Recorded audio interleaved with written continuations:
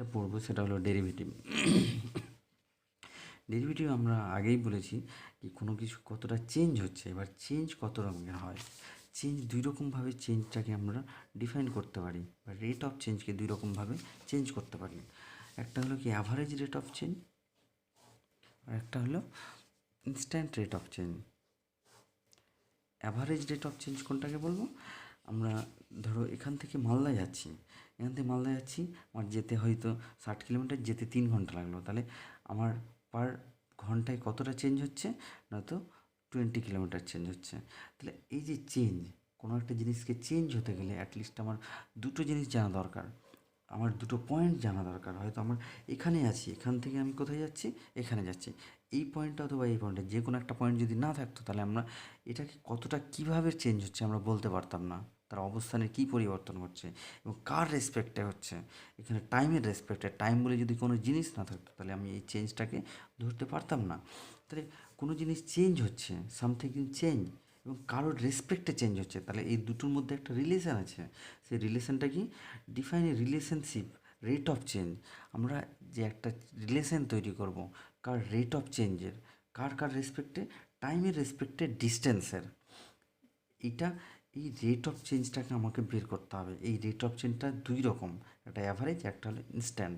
Average কীরকম? আমি এখান থেকে ধরো শিলিগুড়ি যাচ্ছি, এবার এখান থেকে শিলিগুড়ি যাচ্ছি তো যদি আমার টাইমটা 0 হয়, তাহলে আমার ডিস্টেন্সটাও কী হবে? 0 হবে। এবার আমার এখান থেকে শিলিগুড়ি যেতে টাইম লাগছে 5 ঘন্টা ধরে নাও। এখানে যদি আমার স্পিডোমিটারটা না থাকতো গাড়িতে, স্পিডোমিটার যেটা স্পিড মিটারটা কী হচ্ছে? ওখানে টাইমের সঙ্গে আমার ডিস্টেন্সটা যে চেঞ্জ হচ্ছে, আমার অবস্থানটা যে চেঞ্জ হচ্ছে, সেটাও দেখিয়ে দিচ্ছে। এটাই হলো স্পিড মিটারের কাজ। এবং এই ক্যালকুলাস না, ডেরিভেটিভ না জানা থাকলে স্পিড মিটারের কোনো মানেই থাকতো না, আমরা করতেই পারতাম না। তাহলে এটা যদি না থাকতো, তাহলে আমরা বলতে পারতাম এখান থেকে শিলিগুড়ি যেতে কতক্ষণ সময় লাগবে, আমাদের দ্বারা বলা সম্ভব হতো। ধরো ইন্ডিয়া পাকিস্তান খেলা হচ্ছে, যদি রান রেট জানা না থাকতো, তাহলে আমরা কি লক্ষ্যে টার্গেটে পৌঁছাতে পারতাম? এটা কখনো সম্ভব নয়। তাহলে আমার এই যে চেঞ্জ, এই ধরনের যে চেঞ্জ, এখান থেকে শিলিগুড়ি যাচ্ছি, তাহলে এই স্পিডটা কী হবে? Changing distance by changing time. Changing distance কত? 200 কিলোমিটার। কত ঘন্টায়? 5 ঘন্টায়। তাহলে এখানে আমার যে স্পিডটা পাবো সেটা হলো কি 50 কিলোমিটার/আওয়ার। তাহলে এখানে আমার এই যে চেঞ্জ বের করতে গেলে, বা কতটা অ্যাভারেজ রেট অফ চেঞ্জটা যে আমার জানতে গেলে, আমার যে দুটো জিনিস দরকার, সেটা হলো একটা কি, দুটো পয়েন্ট লাগবে, অবশ্যই লাগবে, এবং কী লাগবে? কার রেসপেক্টে চেঞ্জ হচ্ছে সেটা লাগবে। এখানে আমরা বিভিন্ন রকম চেঞ্জ, রেট অফ চেঞ্জ সম্বন্ধে আমাদের ধারণা আছে। Run rate change, interest rate, এইসব যদি রান রেট না জানা থাকতো, আমার 50 ওভারে হয়তো আমার 300 রান করতে হবে, তাহলে প্রত্যেক ওভারে কত রান করতে হবে? না তো 6 রান করে করতে হবে। এই যে রান রেটটা যদি না জানা থাকতো, তাহলে তো আমি আমার টার্গেটে পৌঁছাতে পারতাম না। এটা হলো অ্যাভারেজ রেট অফ চেঞ্জ। এই অ্যাভারেজ রেট অফ চেঞ্জ আমরা সহজেই বের করতে পারি, কিন্তু ইনস্ট্যান্ট রেট অফ চেঞ্জ সেটা আমাদের বের করা খুব কঠিন, বা সেটা বের করা সম্ভব হতো না যদি না ডেরিভেটিভ বা ক্যালকুলাস এর অস্তিত্ব আমরা আবিষ্কার করতে পারতাম। তো ইনস্ট্যান্ট রেট অফ চেঞ্জটা কেমন? ধরে নাও একটা গাড়ি করে যাচ্ছি আমরা কোথাও, দেখা গেলো গাড়িটা স্টার্ট হওয়ার 5 মিনিট পরে কোনো একটা জায়গায় গিয়ে কলিশন হয়ে গেলো, অ্যাক্সিডেন্ট হয়ে গেল গাড়িটা। এবার গাড়িটা যে অ্যাক্সিডেন্ট হলো, গাড়িটার কতটা ক্ষতি হবে, কী হবে, ড্রাইভারের কী হবে, সেটা আমাকে জানতে গেলে আমার যেটা ফার্স্ট দরকার, গাড়িটার স্পিড কেমন ছিল। যদি গাড়িটা হাউ ফাস্ট থাকে, খুব যদি ফাস্ট থাকতো, স্পিড থাকতো, তাহলে গাড়িটা বেশি ক্ষতি হবে, কম স্পিড থাকলে কম ক্ষতি হবে। এই রকম অবস্থায় আমরা এই যে এইরকম একটা হঠাৎ একটা ঘটনা ঘটে গেলো, ইনস্ট্যান্ট চেঞ্জ হয়ে গেল, তাহলে এইটাকে বলবো ইনস্ট্যান্ট রেট অফ চেঞ্জ। আর এইখানেই আমরা সহজে এই জিনিসটা, এই ঘটনাটা বের করতে পারি না। এটা আমরা ক্যালকুলাসের সাহায্যে বের করবো। তাহলে কীভাবে বের করবো? না তো আমি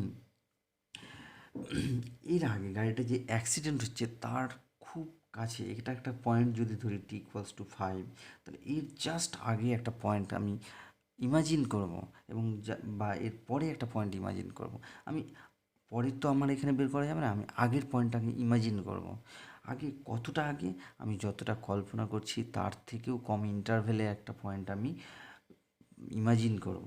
তাহলে আমি স্পিড ফর অ্যাট মানে t=5 সেকেন্ড, আমি তার আগে একটা পয়েন্টকে আমি ইমাজিন করছি কত 4.999 সেকেন্ডে একটা পয়েন্ট আমি ইমাজিন করছি। তাহলে এখানে t=5 সেকেন্ডে অ্যাক্সিডেন্ট হচ্ছে এবং তার জাস্ট আগের মুহূর্তে 4.999 পয়েন্টে আমি একটা পয়েন্ট আমি ইমাজিন করছি। তাহলে এই দুটো পয়েন্টের ইমাজিনেশনের মধ্যে একটা গ্যাপ আছে। তাহলে সেই পয়েন্টটাকে ইমাজিন করে আমি এটার যে চেঞ্জ হচ্ছে সেটা বের করব, সেটাই হলো ইনস্ট্যান্ট রেট অফ চেঞ্জ। এবার আমি অ্যাভারেজ স্পিড বের করব এই স্মল ইন্টারভেলে যে অ্যাভারেজ স্পিডটা হবে সেটাই হবে ইনস্ট্যান্ট রেট অফ চেঞ্জ। তাহলে চেঞ্জিং ডিস্টেন্স এই স্মল ইন্টারভেলে তার ডিস্টেন্সটা কতটা চেঞ্জ হচ্ছে এবং এই ইন্টারভেলের টাইমটার মধ্যে, তাহলে এটা রেট অফ চেঞ্জ আমরা কীভাবে বের করি না, তো changing distance by changing time. তাহলে এখানে চেঞ্জিং ডিস্টেন্স কত, আমি ডেল্টা এস, ডেল্টাটা অ্যাকচুয়ালি কি, আমরা যে কোনো ক্ষুদ্র জিনিসকে আমরা বোঝাতে গেলে ডেল্টা ইউজ করি, ডেল্টা দিয়ে সেটাকে এক্সপ্রেস করা হয়। তাহলে ডেল্টা এসটা কি, তো এই যে ক্ষুদ্র ইন্টারভেল টাইম ইন্টারভেলে তার যে ডিস্টেন্সের চেঞ্জ পরিবর্তন ডিফারেন্স সেটা হলো ডেল্টা এস। আর ডেল্টাটি হলো কি এই স্মল যে টাইম ইন্টারভেলটা নিয়েছি সেটা হলো ডেল্টাটি। তাহলে এই ডেল্টাটি যদি টেন্স টু জিরো হয়, জিরো নয় কিন্তু জিরোর খুব কাছাকাছি, ইনফাইনাইট ডেসিমালের মতো খুব কাছাকাছি যদি হয়, তাহলে স্পিডটা কী হবে, delta limit delta t tends to zero delta S by delta t. তার মানে এই টেন্স টু জিরো মানে খুব জিরো নয় বাট জিরোর খুবই কাছাকাছি একটা পয়েন্ট আমরা কল্পনা করছি, যেখানে এই ডিফারেন্সটা ডিস্টেন্সের ডিফারেন্সটা টাইমের ডিফারেন্সটা হলো তার রেশিওটাই হলো কি না, তো ইনস্ট্যান্ট রেট অফ চেঞ্জ। তার মানে limit delta T tense to zero difference between Dooj point কোনটা, t=5 এবং এই যে এখানে ডেল্টা টি টাইমের ইন্টারভেলে যে পয়েন্টটা আমরা পাচ্ছি, আনাদার যে একটা পয়েন্ট আমরা চুজ করছি সেই পয়েন্টটা, এবং ডিফারেন্স বিটুইন দোজ টাইম, এই যে দুটোর মধ্যে টাইমের ডিফারেন্স, আর একটা 5 সেকেন্ড আর একটা কত নিয়েছি 4.999 সেকেন্ডে একটা পয়েন্ট নিয়েছি, এই দুটো পয়েন্টের ডিফারেন্স। এই যে D difference of S, difference of T, এই যে DS by DT, difference of S, difference of T, difference of S with respect to difference of T, মানে এই যে টাইম এই ডিস্টেন্সটা যে ডিফারেন্স হচ্ছে কার রেসপেক্টে, টাইমের রেসপেক্টে, তাহলে এটাই হলো derivative delta S by delta D. এবার যদি এসের জায়গায় ওয়াই হয়, টি এর জায়গায় এক্স হয়, তাহলে delta Y by delta X is call derivative of Y with respect to X, মানে ওয়াইটা চেঞ্জ হচ্ছে কার রেসপেক্টে না, তো এক্সের রেসপেক্টে, এটাই হলো ডেরিভেটিভ। এবার আমরা একটা ফাংশান দিয়ে আমরা বোঝানোর চেষ্টা করব, সেটা নেক্সট ভিডিওতে আমি বোঝাচ্ছি, না তো ভিডিওটা বড় হয়ে যাবে তখন আবার আপলোড হবে না, প্রবলেম হবে।